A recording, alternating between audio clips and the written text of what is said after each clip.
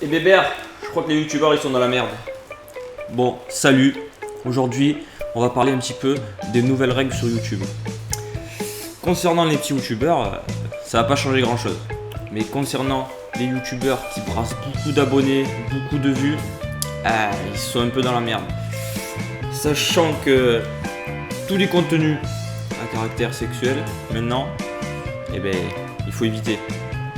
Parler de sexe, parler même de Kama Sutra, d'amour, des trucs tout bêtes, c'est compliqué quoi, on n'a même plus le droit de parler de ça. Après, moi si je chatte, bite ou quoi dans la vidéo, ça n'a rien changé pour moi. C'est juste pour les youtubeurs partenaires de YouTube qui sont actuellement monétisés. Donc tous les Squeezie, les machins et les trucs et les bidules, tous les gros brasseurs. Et d'ailleurs, on n'a même plus le droit de parler du contenu sexuel, même si cela reste humoristique. Et ouais, tu vois ma gueule, on est un peu dans la merde. La deuxième règle, c'est que le contenu violent, c'est la même chose, surtout lié à l'extrémisme. On n'a plus le droit de faire des gestes violents que les enfants puissent reproduire chez eux ou n'importe où, on s'en fout.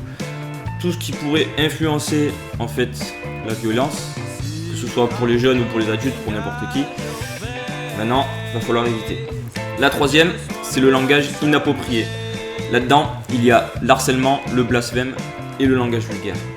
Donc si vous êtes des gros spammers qui harcelez tout, si vous êtes des gros spammers qui harcelez les gens non-stop, il va falloir arrêter. Ouais, on va pas se mentir.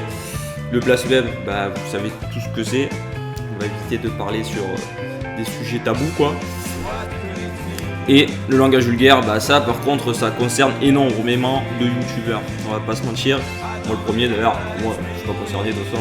Pas d'abonnés, pas de vues, on s'en bat les couilles.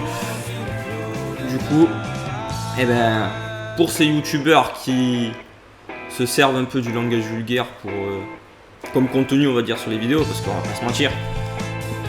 Le langage vulgaire, ça fait rire tout le monde. On y se détend sur YouTube. On est plein à venir voir des youtubeurs qui jouent à des jeux ou n'importe quoi, qui s'insultent à tout bout de champ. C'est bien tout ça, mais ça montre pas le bon exemple. YouTube a quelque part pas tort non plus de faire ces règles-là, parce que on va dire qu'au niveau de la société et de l'éducation, c'est pas top, parce que les jeunes ils sont influencés par ces grands youtubeurs qui disent des bêtises, et du coup on refait ces bêtises vu que les grands youtubeurs souvent ont un public très jeune, donc au niveau de l'éducation on va dire que c'est pas ouf. Après il y a des côtés bons et des côtés moins bons, parce qu'on est aussi là pour rigoler un petit peu, on va pas se cacher que on aime bien voir des petits enculés, oh comment il fait lui, tu vois, des trucs comme ça un peu.